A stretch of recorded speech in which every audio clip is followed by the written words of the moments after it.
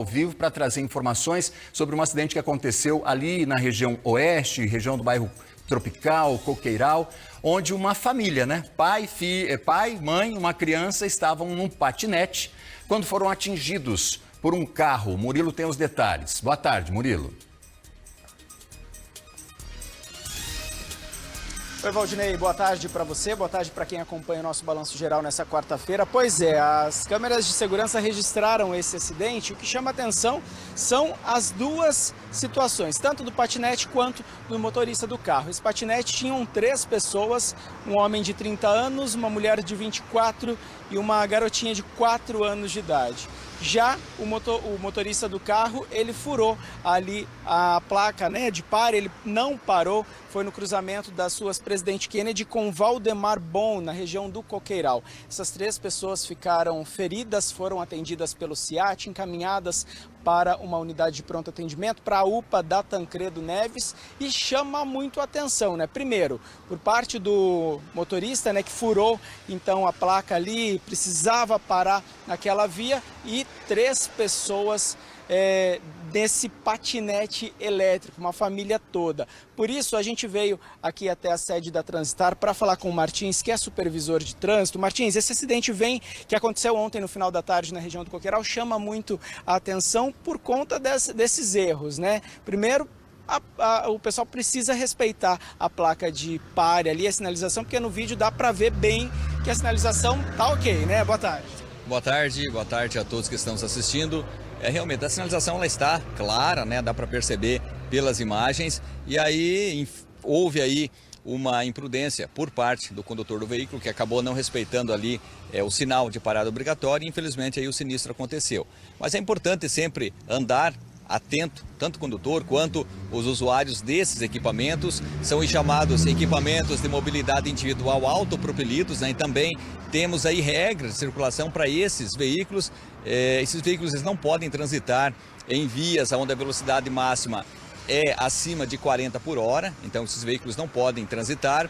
Eles devem utilizar ciclovias, ciclofaixas, aonde estiverem transitando pela via.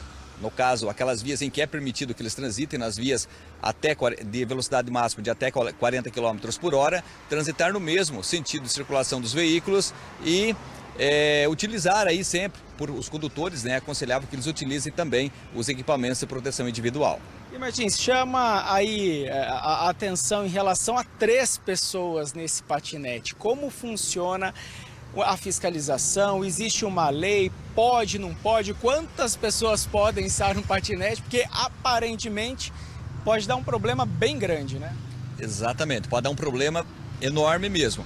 A própria resolução, temos uma resolução do CONTRAN que dispõe sobre esses veículos, eles são tratados como equipamentos de mobilidade individual autopropelidos. Então, esses equipamentos, em tese, pela própria resolução, individual, para uma pessoa, nesse caso, claro, estavam em 3, são equipamentos que não há a necessidade de que o condutor seja habilitado ou seja maior de idade, não há necessidade, obviamente, também de que seja emplacado, mas tem aquelas recomendações básicas, para que sempre transite dentro do que é estabelecido, para que não transite em vias aonde a velocidade seja acima de 40 km por hora, no mesmo sentido de circulação dos veículos sempre. É até permitido, aonde não existir aí ciclovia, ciclovaixa, é até permitido que esses veículos transitem pela calçada, mas não pode atingir velocidade máxima superior a 6 km por hora, ou seja,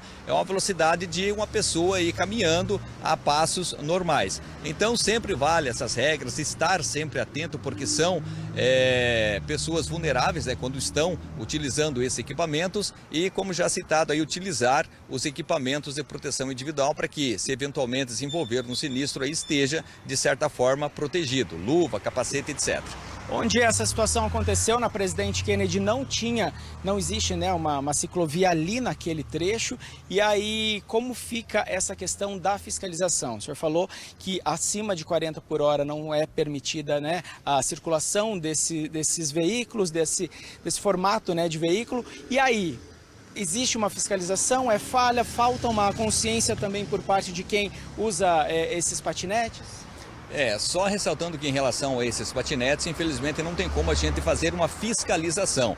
A legislação não prevê a fiscalização em cima desses veículos. O que nós fazemos sempre, realizamos com frequência, são ações educativas, com a finalidade justamente de conscientizar as pessoas que utilizam esses equipamentos, quanto à velocidade, quanto aos equipamentos que devem utilizar para estar protegido. Então a gente trabalha firme nessa questão de conscientização e esperamos aí que todos sigam, né, para que possam transitar com segurança.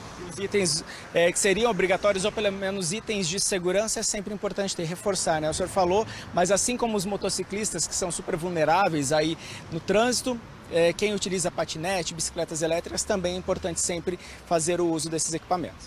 Sempre importante, até mesmo porque é para a segurança dele mesmo, né, de quem está ali transitando. Então ter a consciência, né, que é para a segurança dele, utilizar para que possa ir e vir com segurança e automaticamente também estar sempre atento para não se envolver em sinistro de trânsito. E a maioria do público que utiliza são jovens, né? Pensando nesse sentido, seria importante, né, ser mais fácil até essa educação no trânsito desde cedo, principalmente porque muitos deles não têm carteira de habilitação, né? Aproveita porque esses veículos não têm a obrigatoriedade de ter a carteira de habilitação para transitar ali, fazer o uso, e aí facilitaria, né, para quando realmente for tirar a carteira, né, Martins? Como você mesmo citou, a maioria são jovens, né? Pelo fato de serem equipamentos em que não é exigido emplacamento, não exige que a pessoa seja maior de idade, não exige habilitação, então a grande maioria são jovens, e aí jovens, a grande maioria obviamente não tem a experiência, o conhecimento necessário e acabam, infelizmente, se envolvendo em sinistro de trânsito. Só para fechar, ali o patinete não estava na ciclovia, o motorista furou a preferencial, ele poderia falar, não vi esse patinete, mas de alguma forma precisava parar, né?